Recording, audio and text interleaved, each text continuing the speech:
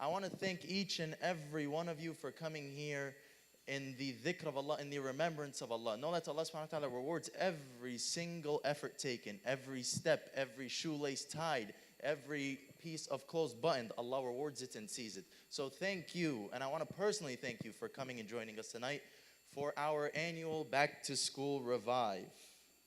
And so thank you for joining us here on the Friday night when you could have been doing something else. And now, without further ado, with the recitation of Quran, we have Imam Abdullah. Wherever he is.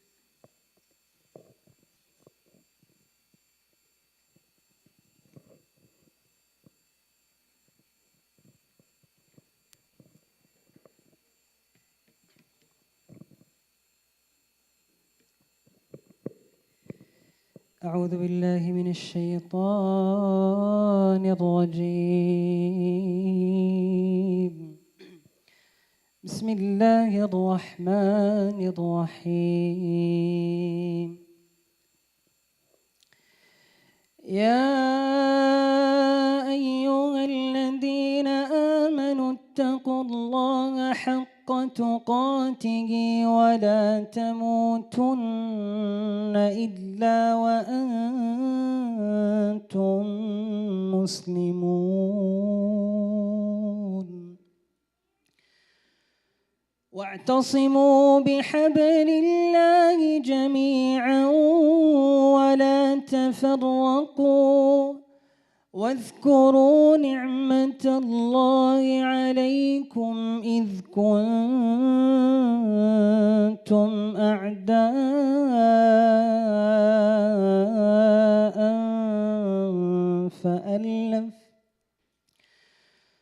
واذكروا نعمة الله عليكم إذ كنتم أعداء فألف بين قلوبكم فأصبحتم بنعمته إخوانا وكنتم على شفا حفرة من النار فأنقذكم منها كذلك يبين الله لكم آياته لعلكم تهتدون. ولتكن منكم أمة يدعون إلى الخير ويأمرون بالمعروف وينهون عن المنكر وأولئك هم المفلحون. ولا تكونوا كالذين تفرقوا واختلفوا من بعد ما جاءهم البينات وأولئك لهم عذاب عظيم. يوم تبيض وجوه وتسود وجوه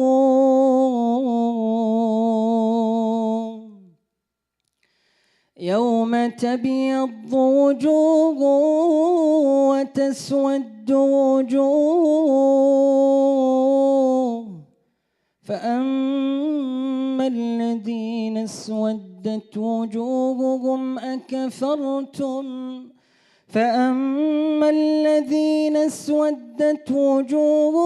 أكفرتم بعد إيمانكم فذوقوا العذاب بما كنتم تكفرون.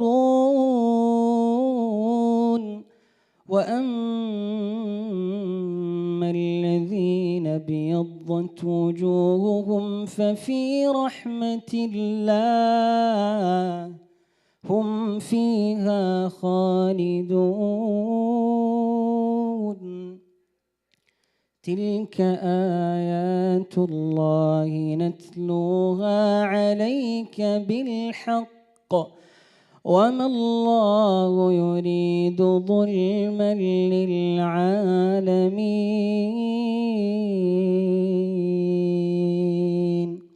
صدق الله العظيم.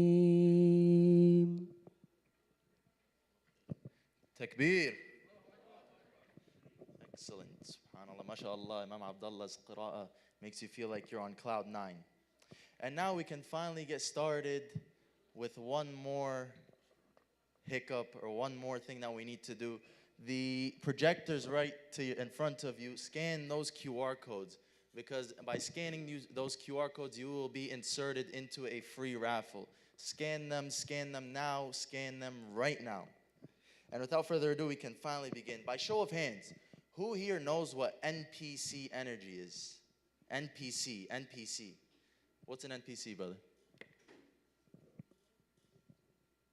You sure? Non-player character. And what does a non-player character do?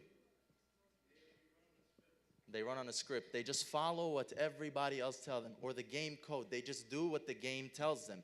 They listen to everybody else, act mindlessly. And this is what we want to avoid as Muslims, because there's always forces pulling at you, telling you what you want to do. And we aim, at the end of the day, to have us use our own brain, to not be MTCs, to think on our own. And so, for the first time for our annual Back to School Revive, we have a podcast style in which we will have specific speakers speak on 3 topics. The first being spiritual. How do we stay grounded to our Islam? The second being political. How do we advocate for ourselves? How do we empower ourselves as Muslims? And lastly, the social, our mental well-being. And so to understand these, we have brought esteemed speakers, Sheikh Muhammad Badawi and Sheikh Karim Izzat. Sheikh Muhammad Badawi, our resident Sheikh here at Mass Youth Center, who's a graduate of the College of Sharia at Al-Qura University in Mecca, holds a bachelor's in health science and nutrition from Brooklyn College, as well as Sheikh Karim Izzat, who is no stranger to Mass Brooklyn. He's a graduate of the Qalam Seminary, executive director of ICSI, Islamic Community of Staten Island, and founder of Islamic School of Staten Island. And so before we bring these esteemed speakers on, I just want to give you the agenda, just so we can all have an idea of what is going to happen tonight. So there will be 3 sections that we mentioned, each holding 20-minute segments with very timed breaks in between. And then we'll pray Maghrib after that at exactly 7:42. And inshallah, we have an exciting night prepared for you with food from our sponsors, Up a Notch, as well as drinks from Bora Bora. And we ask Allah subhanahu wa ta'ala to bless them immensely for sponsoring us tonight. And so our first section, which is can somebody tell me which section we're starting with? The spiritual, will be facilitated by Brother Ahmed Saeed, who is a part of our Mass Tarbiyah department. He leads the deep dives and is an active member of SJP and graduated from Hunter College.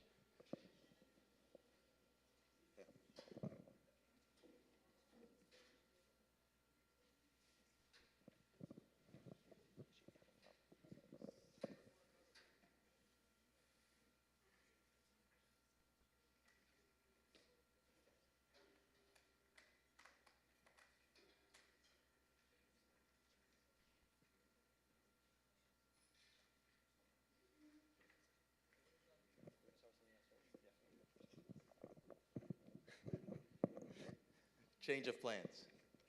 So we're going to be starting in the reverse order with our social department. So for our social department, we are going to have Sister Ru'at Tayyib, who's a therapist in private practice and the co-founder of the social services department at Mass here. She specializes in culturally responsive care for individuals and couples with a focus on identity, relational dynamics, and systemic healing. Through both her clinical work and grassroots organizing, Ru'a bridges mental health and community, ensuring that support is accessible for all marginalized populations. And secondly, we have Sister Samar Saleh, who's a licensed marriage and family therapist practicing in both New York and New Jersey. She serves individuals, couples, and families. Alongside her private practice, she serves as an adjunct professor at Mercy University and co-leads the social services department at Mass. Summer is deeply engaged in community spaces, focusing on addressing the intersectional gap between mental health and the Muslim community. And for our facilitator for this section will be Brother Norbek. So Brother Norbek, please come to the stage.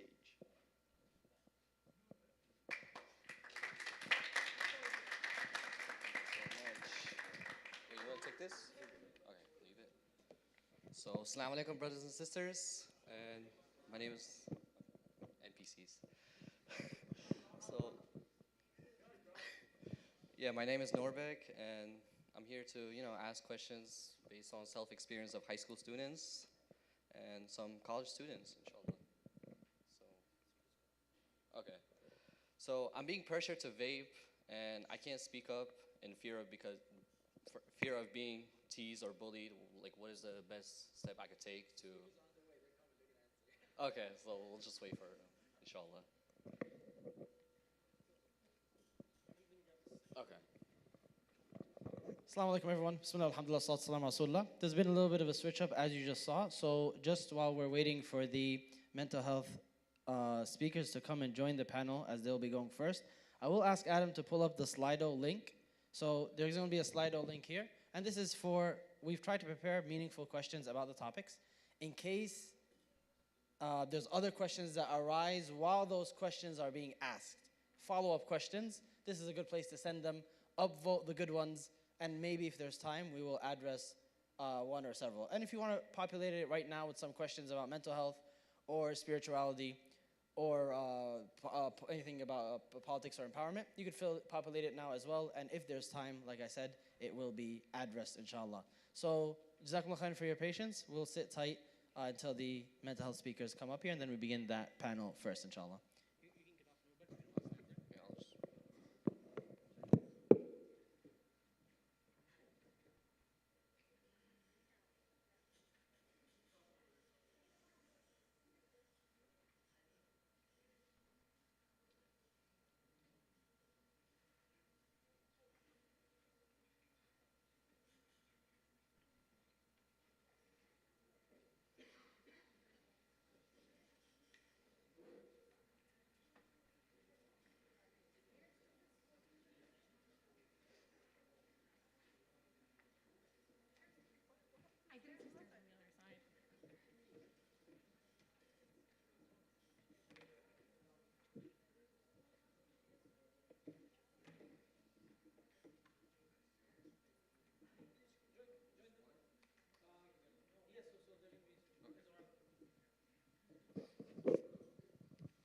Okay.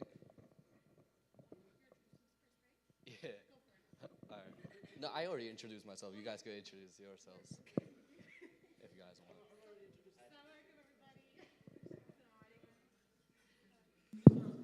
Yeah. Other introduce. Do you want us to intro ourselves? Yeah, why not? Okay, go for it. Assalamu alaikum. We are the co-directors of the Social Services Department. I'm Ro'a. My name is Summer. And we're here to talk about back to school, inshallah. Inshallah. All right. So the first question is, I'm being pressured to vape, and I can't speak up for myself in fear to be, teased and bullied. What is the best step I could take to avoid those peer pressures? Okay. Assalamu alaikum, everyone. And I'm just going to repeat the question because it'll help solidify itself into my brain. So if you're being pressured to vape, but you can't speak up in fear of being teased or bullied, what should you do? This is a question that I think a lot of people struggle with. I don't even think it's for folks who are in school. I think if you're in any circle living here in the West, or even in Arab countries at this point, the pressure to smoke any kind of substance is always there, it's always lingering. And I want to start off by validating that fact that it is completely normal to feel scared or worried about speaking up. Most people have been in that situation at some point, and the first step is remembering that your boundaries are yours and it's totally fine to say no. Just no by itself is okay. It's a full and complete sentence. You can also prepare yourself by saying it in other ways. A lot of the time, saying no can feel scary. You feel like someone might still say, but why, right? Are you a chicken, Do you think it's not cool? Do you think, do you think you're too cool for it? So saying things like, nah, I'm good, or that's really not my thing, or I'm actually focused on taking care of my health, I'm in a sports league, I'm, focusing on my goals right now. You don't really need to have a long explanation. Short answers work best if you are just saying no, right? If you're worried about being teased, try sticking with friends who actually respect your choices and don't push you around or force you to do it. Real friends won't actually pressure you to do something that you don't want to do.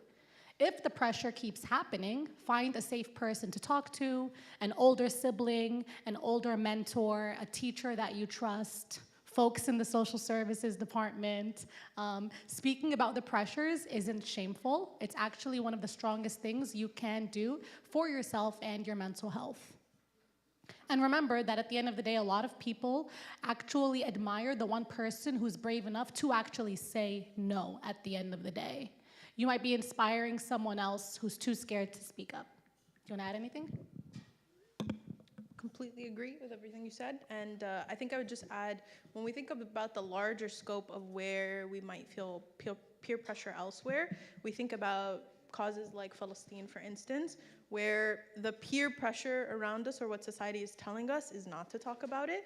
But on that, we can stand very confidently in what we value. And so if this is something you feel strongly about, that roots you in being able to say no. Thank you so much. And there's another question about drugs, and I just wanted to say my friend is doing drugs and falling deeper and deeper each day. And how could I, try to stop him or just completely tell him not to do it? How could I possibly do that? I think one of the most important things in this, it's really hard, first of all, to watch a friend struggle with something like this. It's not an easy experience to watch, but it's not easy for them either. And so it can feel like you're supposed to save them. That is not your role whatsoever. It may seem like that's the case, but it's their choices at the end of the day. How you assist is by being there consistently and supportively. That's your main goal. It's not to save them, it's to support them and remain consistent in your support so that they know the second they recognize the issue that they're having, the second they're able to reach out for help, they're going to look to you because they know you're there. A lot of times people who are struggling find themselves isolated, find themselves alone in their experience. And so you can do things. This might look like suggesting they talk to a school counselor, for instance. Everybody has access to that for free on their school campuses, right? College campuses also provide therapy for free as well. So that's a suggestion. Or a trusted adult, someone you trust. Sharing resources. There's a lot of, we have hotlines, support groups, and organizations that we have right downstairs in our mental health pop-up, which we have in the lobby right now. But also, if you've ever passed by our social services room, we have resources out as well. So if you ever need a free hotline, right, they're confidential. One of the youth-oriented ones is Nasiha Mental Health as well. It has a texting line and a phone line as well. You can also just remind them they're not alone so that they don't feel as isolated in their experience. So at the same time, another piece of advice we'd give in that regard is to take care of yourself as well. Sometimes in trying to assist someone else struggling, we burn out as well. We burn out, we get more frustrated with them, we might even start to resent them for not getting the help that they need. So taking care of yourself in the process is really important. It doesn't make you a bad friend to take care of yourself in the process. If anything, it's gonna keep you grounded and ensure that you're able to support them for the long term. And so if it feels heavy, you wanna talk to someone you trust, you're not betraying your friend and asking for guidance about what exactly you're struggling through and trying to help them. You're just making sure you're not carrying that burden alone. Would you add anything? Thank you so much. And how can we, handle peer pressure related to drugs, parties, relationships, social media, while staying up true to our values and morals? Yeah, okay. So peer pressure, this is a question that everyone's talking about. It's real. And it's tough when it feels like everyone else is living differently than we are, especially if you're in a school setting or in a college experience that isn't fully Islamic, the key is to know your why, your values, your goals, your beliefs, and hold on to them when things get very tempting. The first thing I would say is set boundaries with confidence, right? What are my boundaries? What am I standing for? Do I confidently believe in it? So that when someone tells me something, I can say, yeah, I don't really agree with that. And then you can say why to follow up with it, right? Again, you don't need to owe anyone a long explanation. A lot of the times, folks will hear your why and they'll still try to push back against it. That's where that peer pressure comes in from. Choosing your circle wisely. You might be at a school that's really, again, not Islamic. You might be around non-Muslims. You might also be around Muslims who are pressuring you to do things, but choosing your circle specifically around those you know that follow the same values as you is going to truly help you with that. Again, I'm going to emphasize, real friends won't make you compromise your values. They'll actually be aligned with your values. Using social media intentionally. A lot of the times, the peer pressure we see isn't even direct. It's not someone directly saying, do this thing, try that thing, go to that place. It's things we see online, right? It's the people we're following. It's what we're seeing on TV, on the internet, right? So unfollowing or muting content that pressures you to compare your life to others is going to be your best friend, is going to be your best asset.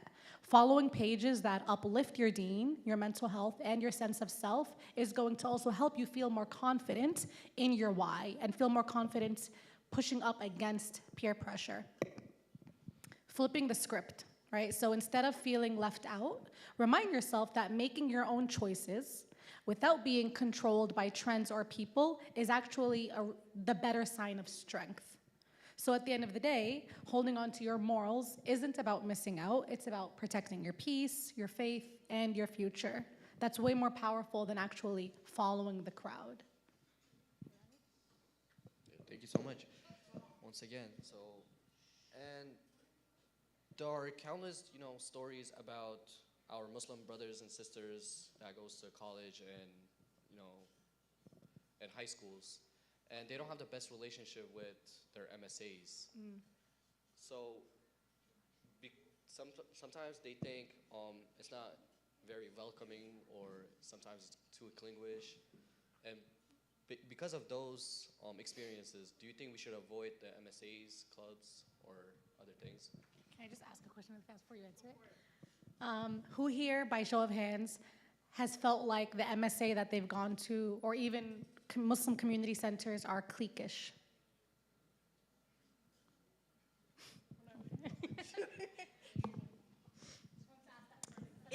It's not a foreign thing to feel like the place you're entering as a new person or whatever it may be. We're starting the new school years and things like that on college campuses. You might be a freshman entering a new space altogether, or maybe you transferred colleges and things like that. So it's not a new experience entirely for people to feel like they walk in and it just doesn't feel like the vibes are right, or it doesn't feel like it's for you at all. That doesn't necessarily mean the MSA isn't going to be valuable, right? It just means that, like any other space, you want to push past the surface of it to find who your people are within it. You might not find that instantly from the get-go, right? So a couple things to keep in mind. Don't write it off completely, right? MSAs are meant to be a space for community, for peer support, for prayer, for instance, right? If it feels off at first, that doesn't necessarily speak to what the entire organization is, right? You want to give it some time. Don't write it off completely from your first experience. Start small. Don't jump into every single event all at once. You want to start small and work your way up. It might be a lecture here, a game night there, a charity initiative there. Those examples alone already have very different vibes, right? You'll meet different people at each of those events, right? They don't have the same crowds. So you'll meet different demographics in each. That might actually help you meet more people naturally, right? Find your corners. Every MSA has people who might feel the same way you do. They might be quiet. They might be the new people in the block, right? They might not be into cliques either, right? So linking with one of those people actually might change your whole experience altogether. And then also just create space for what you're looking for as well. That might be actually grabbing a coffee with someone. It might be volunteering in a service project. Those are often the places where you're likely to find the people you vibe with the most because they're like you. They're going after things that are similar to you. So you engaging in activities that feel like things you're passionate in, you'll likely find the same people who have the same qualities or values or whatever it may be in those. So bottom line, don't avoid the MSA because of other people's experiences to it. Don't avoid community spaces because of others' experiences to it. You want to feel it out for yourself, but also start small. Every chapter is different. Even on one campus, the vibe might be different than between events. One event might actually feel very different than another event, right? So even that might give you different people to meet. If it still doesn't click after that, your Muslim identity is not dependent on you being in an MSA either. So it might be that your community is elsewhere. And so what matters is actually just finding a space where you connect to your faith, to community that feels very real and connecting to you. That's most important and what we'd advise. Oh yeah, thanks so much. And you mentioned a lot of things about campuses and schools, and it could be really hard to stay away from rumors and gossiping. And what is the best way to, avoid those things without looking the odd one? Yeah. Yeah. This could also be a question that Sheikh can answer around gossip. Unfortunately, as human beings, it's almost like this is the one thing that will like attract people together, right? Like hearing someone, the new word, if we're talking about like NPC energy or whatever, I don't know, but like what's the tea? I hear my siblings say this all the time, like give me the scoop, give me the tea, right? What's happening? It's unfortunate, right? Like there's this like weird desire to want to know what's going on about other people. So I just want to start by validating that unfortunate experience, right? It's like that ego part of you. It's jihad al-nafs. But the truth is, right, constantly being in those conversations can actually be draining, because if you're hearing your friends or the circles that you're in talking about someone else, the reality is you're going to be next. You're going to be the person that's going to be spoken about. So what can you do that's going to actually show your true character at the end of the day, and it's going to show that this is not something that you stand for. This is not something that you want to stand for. A few tips can be casually switching the conversation, right? You're sitting in a circle with your friends, they start talking about someone, and you're like, hey, did you hear about the new movie that's coming out? Did you hear about the new movie that's coming out? Do you want to see this TikTok? Tell me about your classes. What classes are you taking, especially if you're in a college experience or if you're in a school setting? Let me show you this funny TikTok, right? That's just casually shifting the conversation without actually directly saying, I don't want to gossip, right? That's off the bat, the first thing you could do. The second can be keep it really light, right? You don't need to give a big speech about not liking gossip, just showing with your actions that you'd rather talk about other things. People sometimes respect more consistency, right? If you're constantly just changing the conversation, they'll immediately pick up, oh, she doesn't really like to talk about other people. And they'll respect that. They'll like that, right? As opposed to 1 minute you're saying you don't want to talk about people, and then the next you're talking about said people, right? The third could be choose your circle wisely, right? We've said this for like majority of the answers at this point, choosing your circle wisely. It really does matter at the end of the day. But I want to also add that again, because I started with, unfortunately, everyone ends up in a situation where gossip is the center of that topic. But again, still, hanging around people who uplift others instead of treating them or mistreating them is way better than doing the opposite, right? If you find even 1 or 2 friends who share your values, you won't feel like the odd one out specifically. And then lastly, remembering your values. Islam teaches us that guarding our tongue protects our heart. So choosing not to engage isn't a weakness, it's actually strength, even if it feels uncomfortable in the moment. So most people, like I said, secretly truly appreciate someone who doesn't spread drama. It makes you trustworthy. You're not weird for stepping away. You're just setting the tone for the kind of friend you want to be and hoping that that gets reciprocated as well. So the next question is, for some brothers and sisters that goes to high school, college, it could be really hard to attend school in classes, knowing that there are certain people or topics that are being taught are visibly Zionist, racist, or just against the values of Muslims. What are the best ways to control our anger when faced with having to work or see these groups in schools? It's definitely not easy to be in those environments to begin with. They can be really activating. And we feel like sometimes that anger outburst might be temporary relief, but it's long-term actually more harmful. I remember when the protests started to increase, one of the things that was going around as a conversation that was really important for those who are going out to protest was to make sure you were actually remaining regulated at the protest, because the news outlets were trying to get a soundbite out of everything, right? And so if you acted from a place of anger and actually did more, you would have been doing more harm to the cause. So being really mindful of that is important. So just kind of keeping that in mind as I answer the question, right? You're not the only one feeling this. Very likely you're not the only one feeling this, and it's heavy to sit with that together. Some short-term ways of coping with that to begin with is, one, stepping away might do so much for you. You might think it won't, but taking that walk, being able to just take a couple deep breaths, because honestly, sometimes in that moment, that's the only thing you can do is taking those deep breaths, right? Making wudu, which is already a sunnah. When you're upset, there's a hadith that says, if you're standing, sit down. If you're sitting down and still angry, lie down. That's a mindfulness technique to tell you to regulate your anger, right? Being able to externalize your feelings in some way. So don't keep them in. It might be journaling, it might be voice noting yourself, right? It might even be drawing things out if that's something you enjoy, right? It gets the weight off your chest without feeling like you're holding on to it. And then leaning on community, talking to a friend, talking to a mentor, talking to someone who you trust, a safe peer, right? Sometimes it gets validated just by being able to express that anger and someone else gets it, right? Long-term coping might look like channeling it into action. Protests are actually really helpful for anger, right?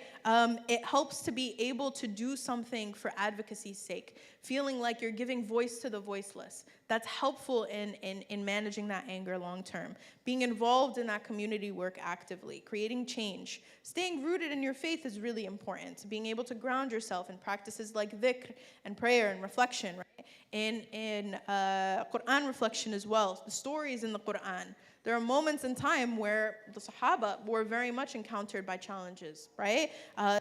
Sallallahu was encountered by many challenges. So being able to, these aren't just rituals. Islam just doesn't give us rituals. These are also tools for strength and patience through a lot of this, right? And managing through that anger.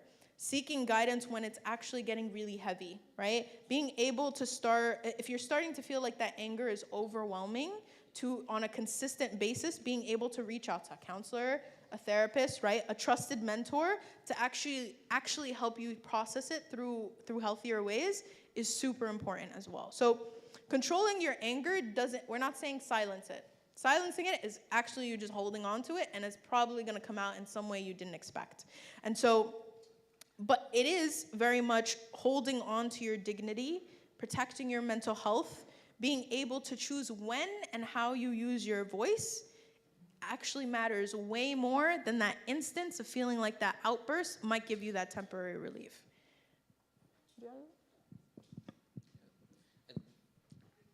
Okay. So speaking of overwhelmed with, with things, so let's say I feel so overwhelmed with school, Palestine, everything happening in the world, and it makes me guilty because I know I'm living of some people's dream, So how do I handle all these emotions that I'm going through? I think first by starting off by saying that these feelings are real and valid.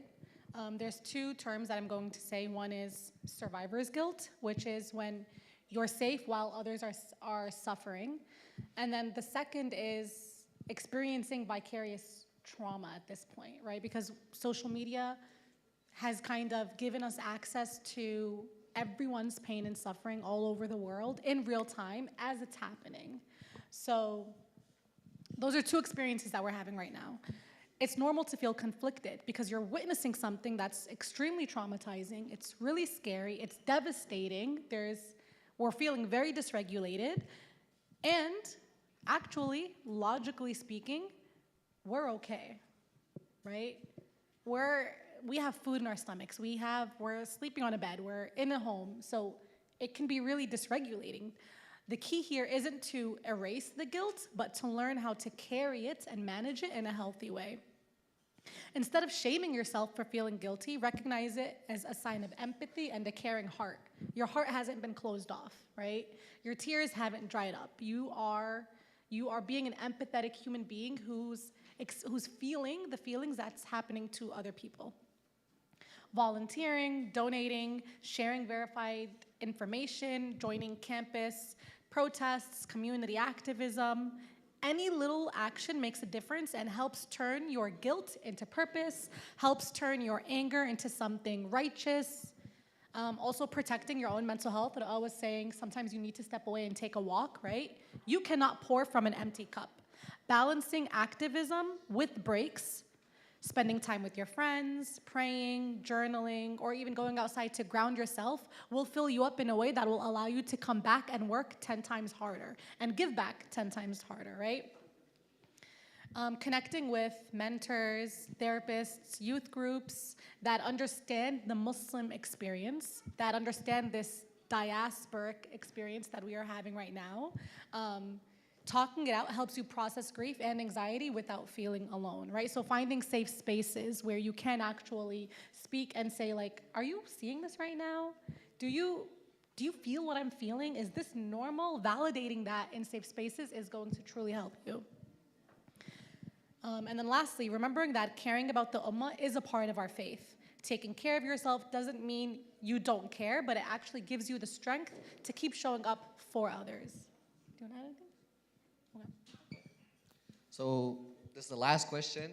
What are some resources for youngsters who are struggling with mental health but come from families where that is disregarded completely and denied?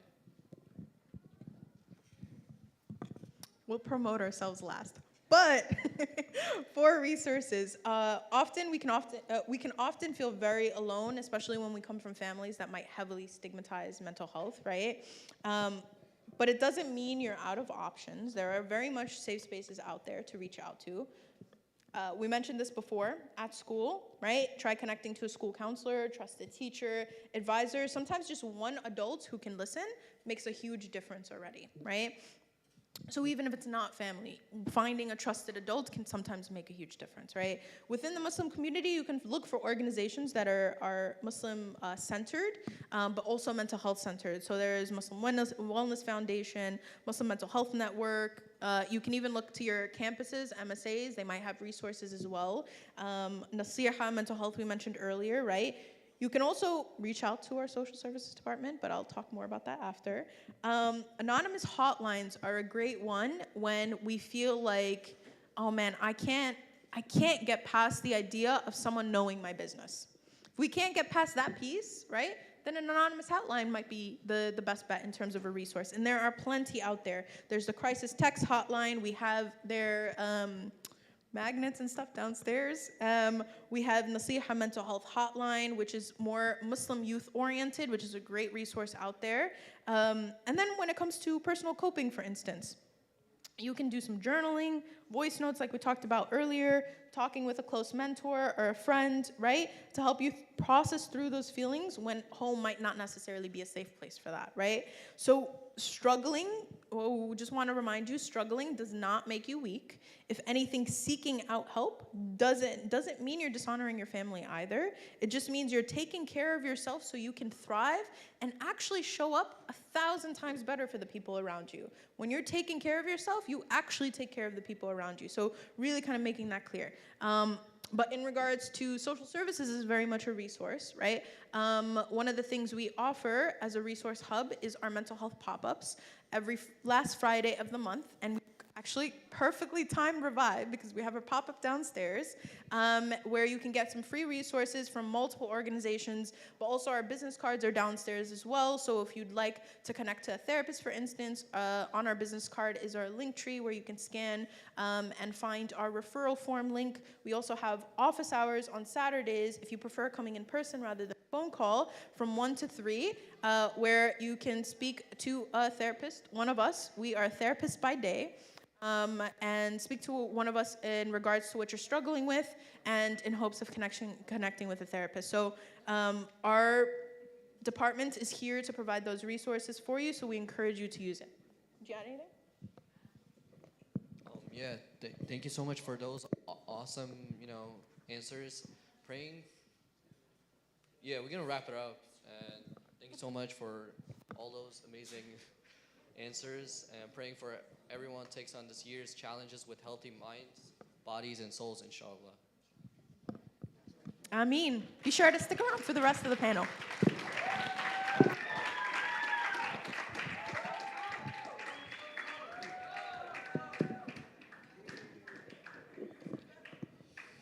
Jazakallah khair to our wonderful speakers who took their time to come here and provide us with valuable knowledge on how to deal with these social issues. I need a favor from everybody here. I need one favor. I need everybody to stand up very quickly. Stand up, stand up, stand up.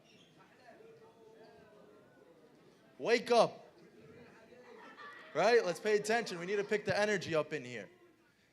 Now, without further ado, give your undivided attention to Sheikh Muhammad Badawi and Sheikh Karim Izzat. Sheikh Karim Izzat from ICSI, the Executive Director, and Sheikh Muhammad Badawi, your local resident Sheikh from Mass Youth Center here. Make some noise, make some noise.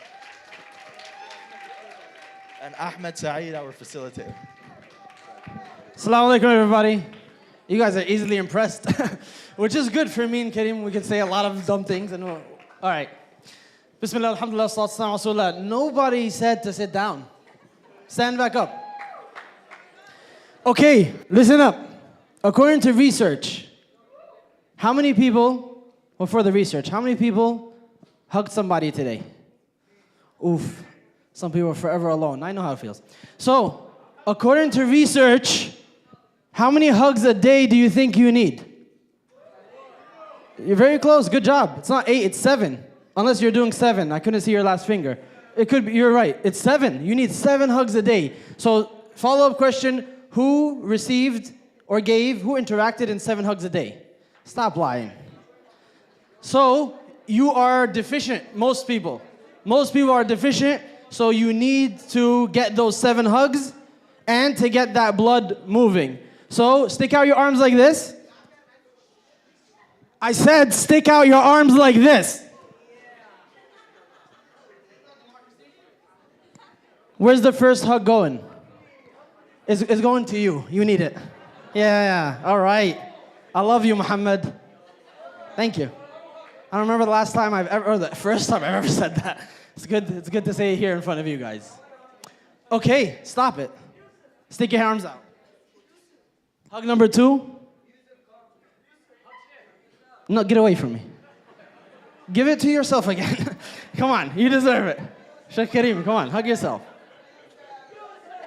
All right. In the next 60 seconds, you're going to disperse those 5 hugs. Then you're going to be back in your seat, and we're going to start facilitating. 3, 2, 1, hit it. Stay on the opposite side of the room.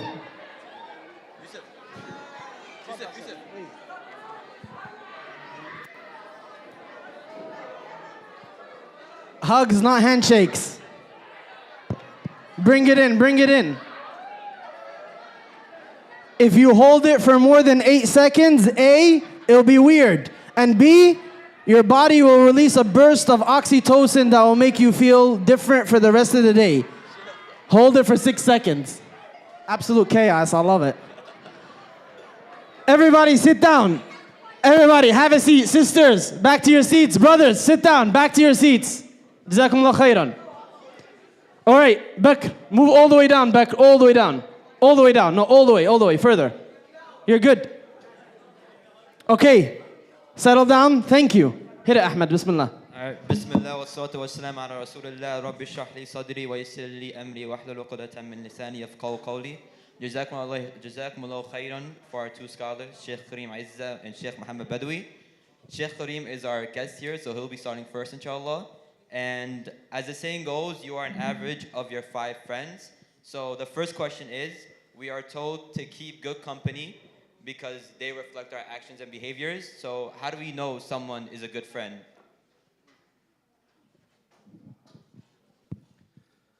بسم الله الرحمن الرحيم الحمد لله وكفى وسلام على عباده الذين اصطفى خصوصا على سيد الرسل وخاتم الأنبياء وعلى آله الأزكياء وأصحابه الأتقياء أما بعد السلام عليكم ورحمة الله وبركاته. Wow, what happened to the energy in the room? So when Sheikh Muhammad speaks, everyone's up and energized, and when I السلام عليكم ورحمة الله وبركاته.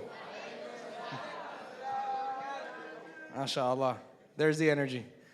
Alhamdulillah. So, Jazakallah khair. It's always a pleasure to be here alongside with Sheikh Muhammad and the community here. It's always special. Alhamdulillah. So, as for the question about how do you know if someone is a good friend, because the importance of keeping good friends, right? Before I actually get to that answer, I want to emphasize the importance again of having good friends. This is something, and if you're not paying attention, you really must pay attention, because this is something that is so important that it's not just relevant for us. This was so important and crucial even to Rasulullah sallallahu alaihi wasallam, who is the best of all mankind, someone who is ma'soom, someone who is protected from sin. Even him, Allah subhanahu wa ta'ala, what does He tell him in the Quran? Kun ma'as sadiqeen. Be with the truthful. Be with good people. Right? Be patient and واصبر نفسك مع الذين يدعون ربهم بالغداة والعشي يريدون وجه. Constantly in the Quran, Allah is emphasizing to the Prophet ﷺ having the importance of having a good friend. You could be you could be someone who is struggling. You could be someone who is has a lot of shortcomings, has a lot of mistakes, but your friends will be there to pick you up. I oftentimes, when it comes to like parenting and with parents, I always tell parents that if you want to make your job, like half of your job as a parent is to make sure your child has good friends. Because when you fall and your friends are good, they'll pick you up, right? That you could be, coming to the masjid, and if your friends are not good, guess what? Coming to the masjid is worthless for you. If you're going to go back and have, friends that you identify as not great influences for you. Or you could have a person that has great friends, but they don't really come to the masjid. For that person, that will impact them and influence them better. This is the importance of having good friends, right? Because when you're around them, your heart kind of starts to reflect their heart, right? You're around people that dress modestly, you're gonna just find that inclination inside of you to want to dress modestly. You're around people that they don't use foul language. When you come to use foul language, you slip up, maybe you use a bad word here or there, you're going to say sorry, you're going to feel bad about it, because that's not the company that you keep. So now, kind of getting to the question, what are some things that we can identify, qualities in a person to know if they are a good friend or not? And I know I'm taking a little bit of time on this question, but it's a very, very crucial question. Imam al-Ghazali, in one of his texts, he writes about this exact question. How do you know if this person in your life is good or not? He gives us 5 things to look for. How many things did I say?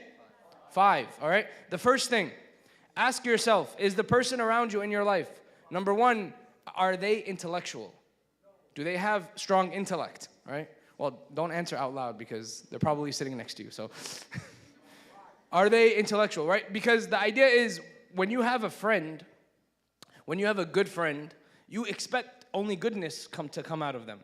But if that person that you're keeping so close in your life, they're fools, like they act so foolishly, then a lot of times they will intend good, but what will actually happen? They will cause you harm. Has that ever happened before? You had a friend who, caused you a lot of harm in your life, even though they meant well, right? So number 1 is intellect. Number 2, he says, is good character. Does this person have good character? Do they get angry easily? Is this person stingy and cheap? Imam al-Ghazali is writing this at a time where it was very different than now, right? Nowadays, you go out, a couple of college guys go out, they want to grab a bite to eat from a pizzeria. One guy forgot his wallet or his Apple Pay is not working, so he asks his friend to cover him. Before he even gets to the car, he gets a text message. Hey bro, don't forget to Zelle me that $5. Don't forget to Zelle me that $2.50. Right? I covered you earlier. have a good friend around, someone who's not stingy, someone who's not cheap, someone who will be there for you, someone who knows how to control their anger. Make sure that their character is strong, they uplift you. You know, when you're making plans to go out, a good friend, you know what a good friend does? A good friend allows you to lead. They don't say, oh, we're going to go out to where I want to go, or otherwise I'm not coming out tonight. No, a good friend will say, what? Well, where do you want to go? I'm just happy to be around you, in your company, right? So making sure that friend of yours has good character. The third thing, and this is important because a lot of people might appear to have good character, but how do you know if they're sincere or not, right? Happens all the time when you get married. A lot of times people say, Sheikh, right? Before marriage, mashallah, everyone's an angel, you know, everyone's has amazing character. What happens after the nikah? They maintain that, right? No. Right? So a lot of times, how do you know if that person's character is sincere? Number 3 is uprightness. You look for that is this person an upright person? Or is this person, do they have, you know, do they, in their own personal life, in their own personal relationship with Allah subhanahu wa ta'ala, do they commit a lot of sins? Right? Publicly, do they not even care about it? Because if the person is not upright, by you being around them, you're going to start getting accustomed to their sins, right? Like for a person who maybe doesn't have gender interactions, doesn't interact with the opposite gender properly, right? They're always hugging and kissing the opposite gender, you know? MashaAllah, you guys, you know, you guys keep it here halal, right? But seriously, if a person, you know, is always so kind of, and we're going to talk more about the boundaries between, you know, genders and whatnot, but that a person who is constantly around that and seeing that someone's always talking to the opposite gender in an inappropriate way or dealing with them, guess what? At some point, that's going to be normalized for you, right? And this is a problem. And so make sure that that friend of yours is an upright person. And the 4th point is to make sure that they are not greedy, right? That this person will not miss opportunities in life that will benefit them because of their greed. Because someone who's greedy, that's all they see, that's all they think about. Okay? And the 5th and final point that Imam al-Ghazali tells us about when it comes to having a good friend, make sure that they are someone that can easily forgive. They are someone, because at some point, no matter how close you are, no matter how amazing someone's character is, there's going to be some tension, something's going to happen, maybe it's going to bother them. This person has to have that quality of forgiveness in their heart. So these are 5 real practical kind of points that we can look for in a person around us to know if this person is a good friend or not. So I just wanted to check with everybody. Do you got those 5? Can I hear them back? Number 1 is make sure that this friend is what? Intellectual. They're smart. They have some intelligence. Number 2 is make sure that what? What? I didn't hear anything. Good character. Number 3? They're not stingy. Number 4? You're messing up the order, but that's fine. No,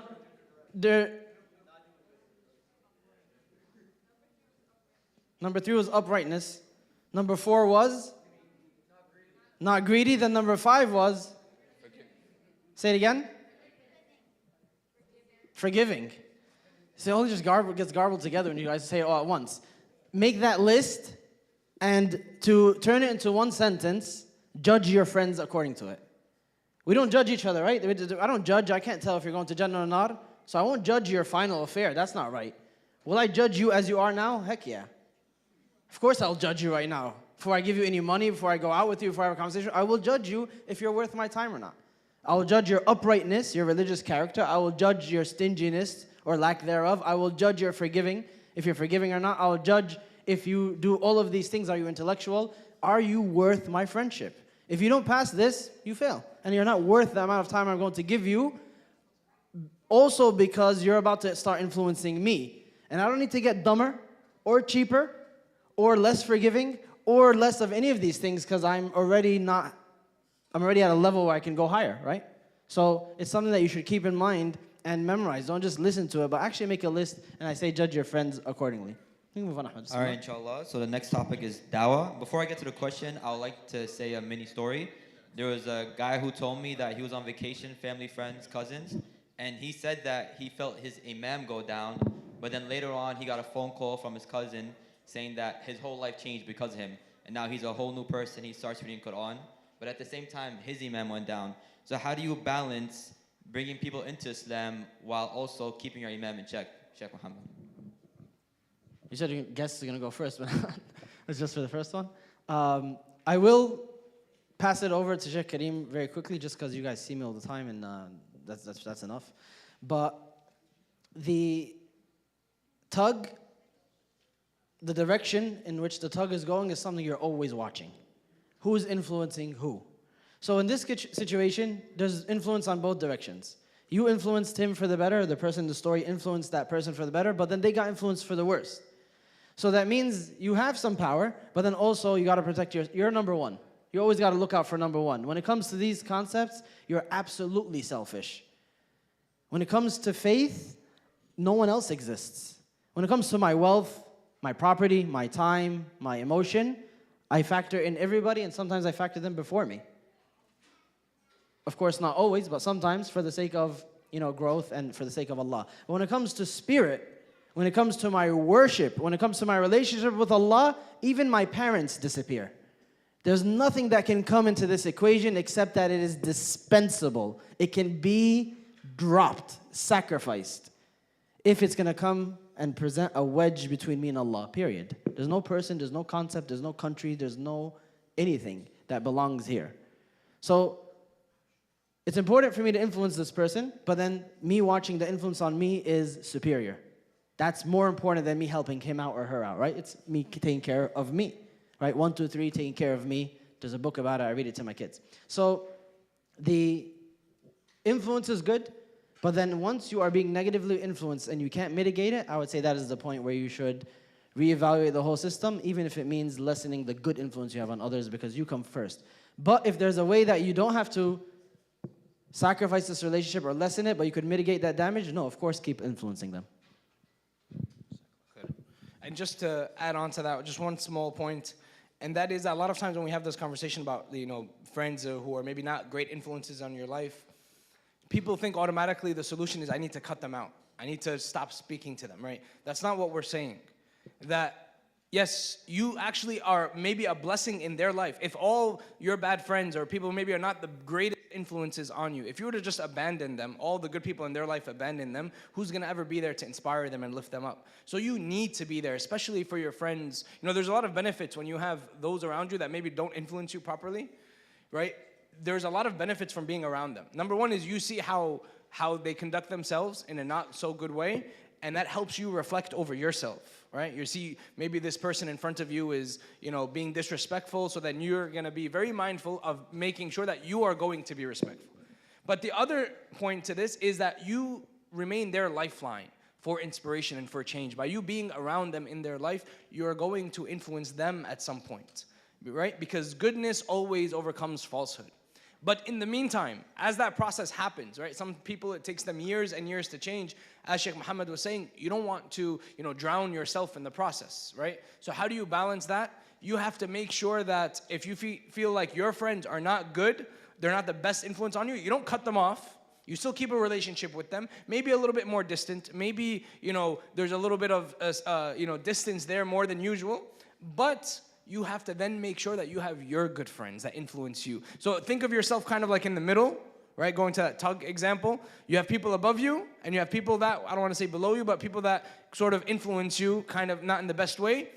You have to stay balanced you have to stay in the middle, meaning that you keep connected to them, you keep a pulse on those who are not the greatest influences, but then also you need to take care of yourself by having another group of friends. That's where you come to the masjid and you meet people, right? Where those group of friends are going to influence you for the best, right? So it's kind of, now you have to manage multiple kind of friends or multiple groups, right? And that's the real solution. It's, the solution is not to just cut one friend off and only speak to the other and vice versa. Wallahu a'lam. Moving on to opposite gender interactions. Let's think worst case scenario, inshallah. You're in a lab, it's college, and it's only a two-person lab, two-person project, take-home project, and the other person is in the opposite gender, right? So how do you go on with that? Do you have to tell the professor I need someone else? Or can you work with them? Where do you work with them? So on and so forth. Bismillah. So you could always not put any deodorant that day, and then they will make the change, trust me. They'll say, Professor, I'm not going to work with this person, and problem solved. You'll become the stinky person, but chances are No, that's not nice. So, anybody has been in this situation, assigned a colleague or a coworker that's the opposite gender and it's just you two, and you're not comfortable? Yeah, it's pretty common. I'm not gonna say non-Muslim societies. You'll encounter it everywhere in the world, without exception. Even Saudi Arabia, where this is now the new system of working and of business and of this is the postmodern world that we live in. So you have to have parameters that you stick to, and Islam makes them very clear. The first of them is that you're not alone together. So alone together means a man and a woman, no one can see them, no one can hear them, in a non-public place. So somewhere like the elevator wouldn't count, because you're not gonna be in the elevator alone in the elevator for a long time. You're gonna be alone for what, 10 seconds before someone comes in, or you get off to your floor. If it's a really slow elevator, 20 seconds, right? Or it's a high floor. So that's not considered like a private place, because what can happen in those 20, 30 seconds or even a minute? Nothing. People are in an elevator. Same thing with cabs and things of that nature. Besides cabs, people can't see you. So if this lab, people can see you, then that's good. If it's just you two alone, which is highly unlikely unless you have to do work on the side, then it's up to you to choose either a third party that will be present or to make sure that it's not such a private place. Once you're done with that, you're good there. The next thing you should check is the purpose for which you engage in conversation and relationship. Why are you engaging with each other in the first place? Whether it's speech or within the same physical, vicinity of doing things at the same time, is there a purpose for it? If I asked you why, what would the answer be? Here's some dumb answers that people give me. Well, yeah, that's the most common one. I'd say 65%. Why are you guys interacting? I don't usually do it this aggressively. I don't know why I'm this aggressive right now. But it's usually like, okay, they come with the question of gender interactions. Why are you interacting with this person? What is the purpose for which you are going to such place, speaking? The answer is just, I don't have one. So right away, right off the bat, the question, the pressure is on you to produce reasoning. You are putting yourself, is it haram to interact? No. But you're bringing yourself closer to the line for what reason? So I would say a good reason would be, okay, I'm purchasing something, so I'm interacting with this person, right? I am a colleague, I am a coworker, I have to ask a question, I have to learn about an assignment that I don't know that they might know. These are all valid reasons. I have to do a lab experiment. These are all valid reasons. If there's no purpose, that's not a valid reason. Just because. Because the answer to that is, there's actually an answer to that. Just because is because what? It's usually physical attraction. It's usually emotional attraction. That part is left out. There's no such thing called just because. So police that in your own self. I won't be able to come to you and say, hey man, I saw you talking to this person, or hey sister, I don't have time for that. Right? That's not what my job is. That's not what anyone's job is. That's between you and Allah subhanahu wa ta'ala. To make sure that it's public, to make sure that it's purposeful, and to also make sure that it's professional. It doesn't get into too emotional or too social, that it sticks to the actual language of purpose for which you are engaging. So this is the rubric that I suggest that you tattoo on your arms. No, don't do that, it's haram. But make it in a list, put it on your phone maybe, and refer to it all the time so that you can ensure that you are engaging in a way that's pleasing to Allah. And that you stay away from the story of Barsisa that I encourage you all to look up. It's a long story, we don't have time for it here. But look up that story, because the reality is that's all of our stories. We're just somewhere else in the middle. And hopefully we stay far out and don't venture into the rest of the story, because he passes the point of no return pretty soon. May Allah protect all of us.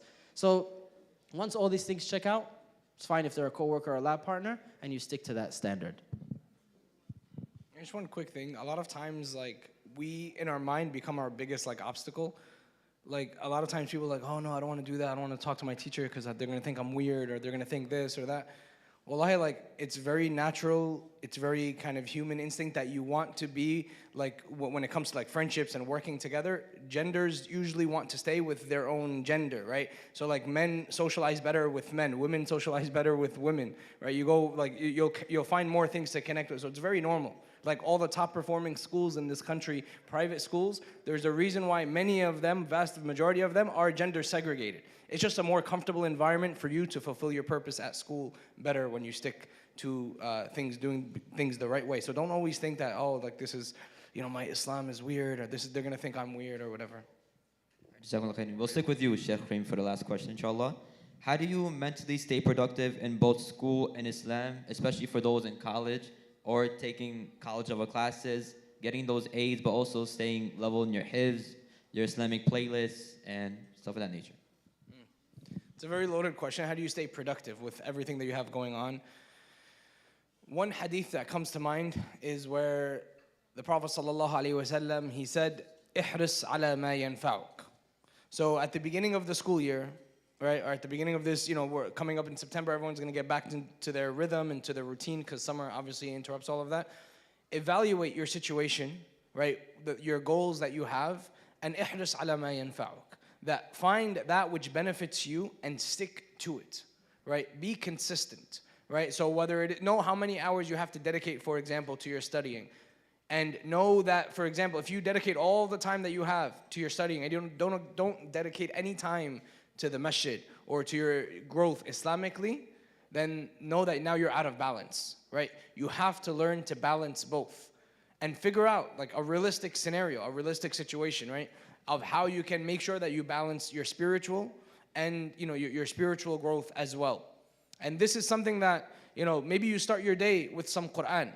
A few minutes at the beginning of the day, a few minutes in the middle of the day, a few minutes at the end of the day, right? Whether it's Quran, whether it's dhikr, whether it's something to keep you connected. And this is very important, especially in a secular society. If you go to a non-Muslim institution, right? And that is because literally they divorce themselves from religion. If you just go to school and you don't have a game plan for yourself of how you're going to stay connected to Allah subhanahu wa ta'ala, you will become weak. Because the society, the system is built to take you away from your religion. So you have to understand that I really do value my religion and I have to find ways to stay connected. Whether that means planning your salahs out throughout the day, whether that means, making it to the masjid at least once. I recommend, especially for college students, who are a little bit more independent, you should try and make it to the masjid at least once every day. Just come to the masjid. Just spend some time here. Catch a jama'ah here. Attend a halaqah here. So have a regimen for yourself and make it realistic. Don't overshoot, right? Because sometimes that's too idealistic. And be consistent with it. I'll add just one thing, which is every little bit of effort that you do, Allah subhanahu wa ta'ala multiplies. So you put a little bit of time, and it's sincere, and it's consistent, and it's dedicated, Allah subhanahu wa ta'ala will make it produce a lot more. So if you are in a finals week, that's going to be different than the rest of the year. The rest of the year is different than the summer. And if you're no longer in school, it's all miserable now. Welcome to adulthood. But you figure it out where these times ebb and flow according to your family relationships, according to your family commitments, according to these events. Whenever there's an ebb, meaning there's more time, you prove your dedication in asking that question by saying, okay, I notice now there's free time. This is what I was looking for and asking about and waiting for. I have to make sure that there's some kind of increase in the amount of time and effort I was giving the deen. Now there's a flow. I have less time. It's okay. But I don't cut off completely. Quran will be forgotten for the next 6 weeks because I have finals. That's never acceptable. The masjid will be forgotten for the next month because I have too much going on. That's never acceptable. Come for salah and leave. Come say hello to the brothers, salam to the brothers, salam to the sisters, and go. If you're so busy, but still come. Remain connected and show Allah subhanahu wa ta'ala that this is non-negotiable and it has to remain a constant in your life. All right, Jazakallah khair. And can we get a round of applause for both for Sheikh Kareem Aizza and Sheikh Muhammad Badawi? Jazakallah khair, guys. Sallallahu barak ala Muhammad sallallahu alayhi wa sallam.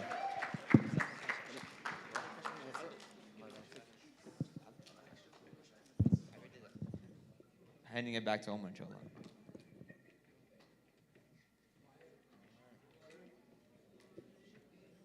Jazakallah khair to our shuyukh and our speakers.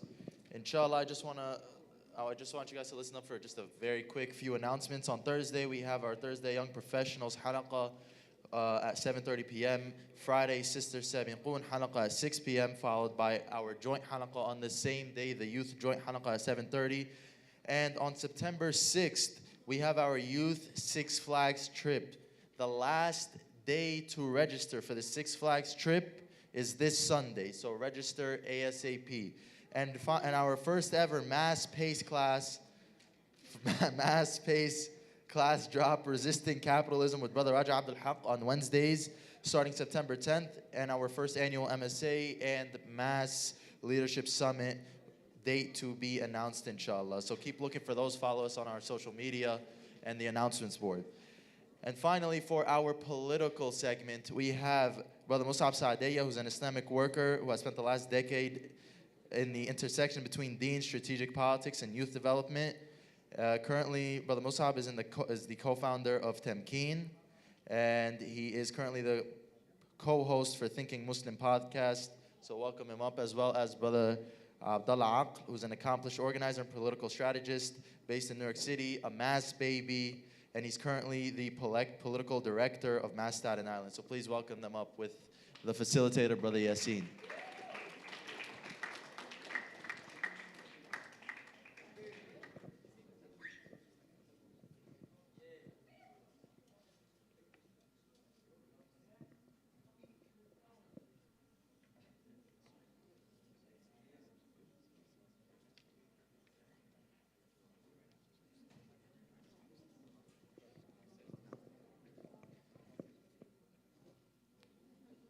Change of plans.